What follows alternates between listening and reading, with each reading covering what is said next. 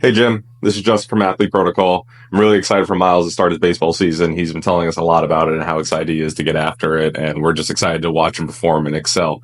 I know you just messaged me and let us know that you want to pause because he's going to be really busy with his season, just going through school, doing all the things, and just running around like a madman.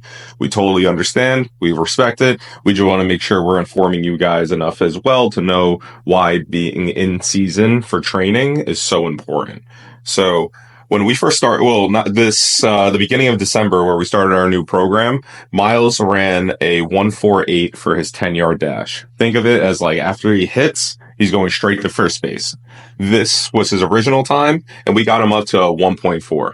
That's a very big jump from this one off season of training. So now something that we have on this side is our results. On this side is time. He came in. He ran that 148. He put in all that hard work during the offseason. He got out to a 1.4. It was a great jump. Now we're at this thing called our angle of opportunity. What ends up happening is we have two ways to go about this come being in season. Either we continue lifting and create small linear progress, not as drastic as we did with the offseason, because the offseason we had a lot more time to focus on all the things and we just had time to lift more. Now that we're coming into the in-season, we would recommend him to keep going, and this is why. If we continue in-season training, we still find ourselves on a small incline of progress.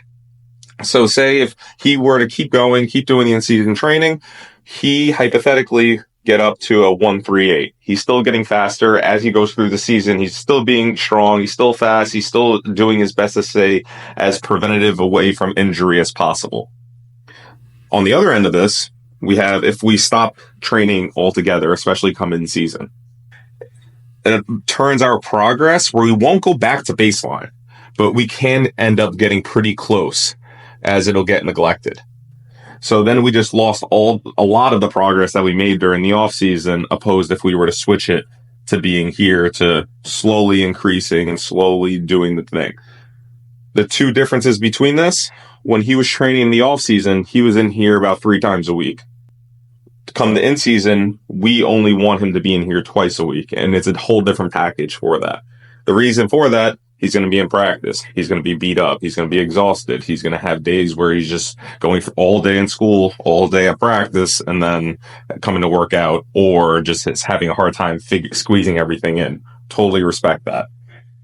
We just want to make sure it's understood of why it's so important to keep being consistent with this, because we don't want to lose all that progress. The workouts also that we were doing before that he was in the off season with won't be the same workouts that he has for in season. So when he's lifting in season, our biggest concern is the constant injury prevention.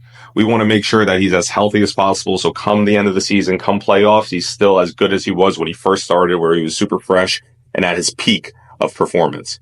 Now on the bottom where we look at time, a season takes up about 3 months. So we call these about 3-month intervals.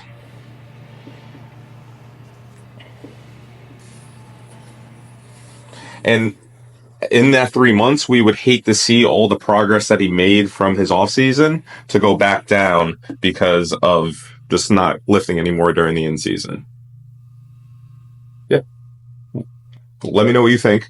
We're happy to pause. It's not any friction with that. We just want to make sure you guys understand why it's so important and why it's actually going to be more of a plus to keep him in lifting and things like that, opposed to not.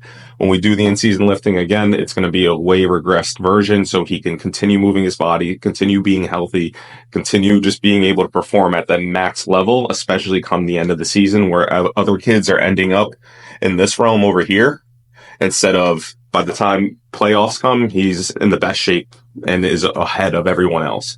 So, yeah, let us know. And if anything changes, you just shoot us a text, shoot us a message. Have a great day.